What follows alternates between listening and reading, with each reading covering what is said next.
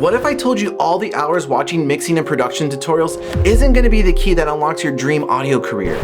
Excuse me, the f did you just say? Because what actually matters when making a successful audio career is a lot harder to learn compared to learning to edit death metal drums with 16-note triplet double bass. Most audio engineers give up on their careers before they've even started because they've never been taught these 4 keys that every successful professional has mastered throughout their careers. And by the end of this video, not only will you shave off years of hardships by knowing what these keys are, but you'll know the most important one that will make the biggest difference that you've probably never thought about. Now, this is going to be a hard pill to swallow, but it is a harsh truth that we have to acknowledge. As audio engineers, producers, and mixers, we're all commodities. There are hundreds of thousands of other engineers who can do what we are training so hard for. Shut up! Calm down, I'm gonna explain how this is actually a good thing. Just like the stock market, commodities are a great investment, and you get to decide the quality of your stock by the way you conduct your business. I know, I said the word business, how ick is that? But we became a business the moment we decided we wanted to make records for artists that people listen to and care about. Making this choice means we signed up to becoming commodities in a service-based industry. And just like any business, you have to understand your artists and bands get to choose who helps make their records. Just like when you order pizza or buy something, how do you usually make a choice on what and who you want to order or buy from? You look up reviews on Amazon or Yelp and make a decision based on what you see. This is where most producers and mixers fail. They think that their marketing is just the records they put out. That is like most businesses thinking that just making a pizza or a set of headphones is all it takes to bring in millions of dollars. That's just one part of the puzzle. Sure, there are outliers, but for most of us, we're not the outliers. In today's era, you need to be documenting. Documenting is going to help give people an idea of who you are before they've even stepped foot into your studio. Okay, cool, John. I barely have enough gear to make records. How do you expect me to make a documentary, you ass? So what is documenting for a producer or mixer? It's so simple that you've probably heard it in other forums online, and just ignore it or put it on the checklist of things that need to get done that you never do. Documenting is just continuously posting online what you're doing. Don't overcomplicate it. Just post about insights you discovered or ways that can make life easier for artists recording themselves. Documenting your journey is literally the easiest way to start marketing yourself so people know what you do and who you are. How would you know to try a squatty potty if it weren't for the marketing, or not to buy those sugar-free gummies on Amazon if not for the reviews? Marketing your business is the first key to creating a network of possible opportunities to work with artists, and it gets easier over time once you start posting. Think of it this way. You want the artists you work with to know how to market themselves, so hopefully their exposure, but like the good exposure, the one that actually pays, lands you more opportunities. Learning to market yourself will bring you a level of self-awareness that you have to put in the work to get work. And because you know how difficult it is to be competitive and market yourself to land the artists, you'll be easier to work with.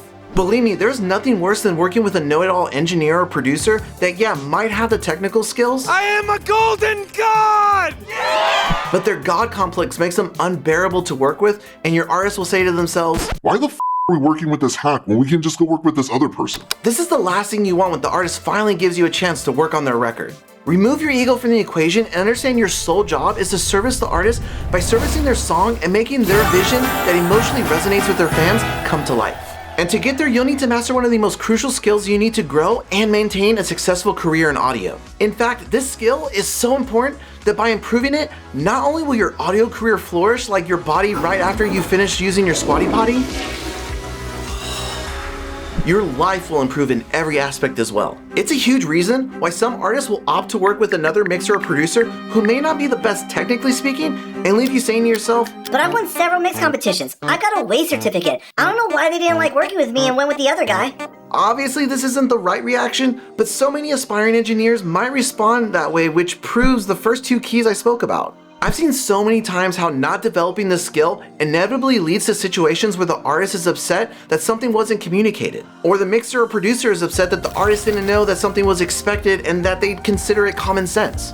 This can lead to a terrible experience for both parties and destroy your reputation with not only the artist, but other artists in your area once word gets out of the situation that could have totally been avoided. This is why having fantastic communication skills is instrumental. These skills will help you communicate your ideas and expectations and understand what the artist and their team's goals with this record are, which creates a great experience for everyone for the entire project. You want to paint the clearest picture so that everybody looking at the painting knows exactly what it is, and not like some sort of ink block test.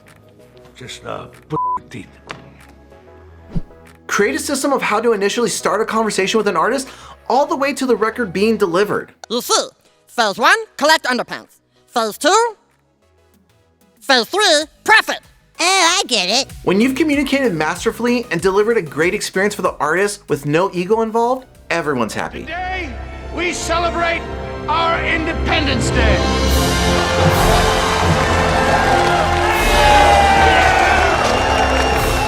You will have built a great relationship with the artist and their team and have fantastic rapport, which will open the door to the most important factor of growing your business that relies on the artist and members of their team. But you can't always count on them to remember to do this one thing that can be the difference between having a year's worth of gigs booked or the lack of business that is the nail of the coffin that leads you to giving up on your career.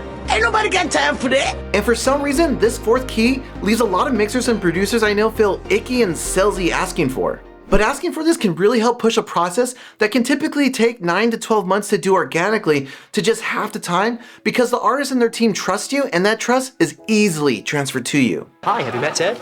I cannot stress enough that this is something that every producer and mixer should be doing today moving forward. Simply asking for referrals and getting warm introductions can drastically change the trajectory of your career because you're probably not the outlier and your career isn't going to be made on sites like Fiverr and Upwork.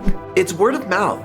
Asking for referrals adds fuel to the word of mouth flame and is what any responsible business owner should be doing when they know they've left their artists, clients, and customers satisfied.